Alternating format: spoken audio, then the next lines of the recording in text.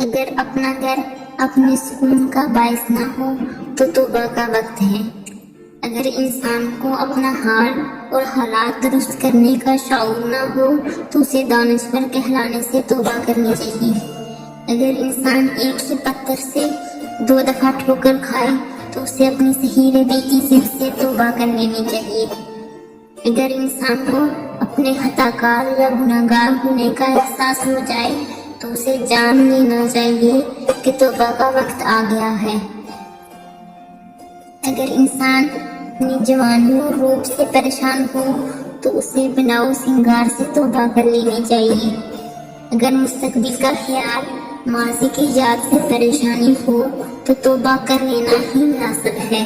اگر انسان اپنے آپ کو غم اور پریشانی، غریبی، غریب الوطنی یا موت سے نہ بچا سکے تو اسے خود مختار ہونے کے بیان سے توبہ کر لینی چاہیے۔ دراصل توبہ کا خیال خوش بختی کی علامت ہے۔ جو اپنے گناہ کو گناہ نہ سمجھے وہ بدقسمت ہے۔ نیت کا گناہ نیت کی توبہ سے معاف ہوتا ہے، عمل کا گناہ عمل کی توبہ سے معاف ہوتا ہے، اور تحریر کا گناہ تحریر کی توبہ سے معاف ہوتا ہے۔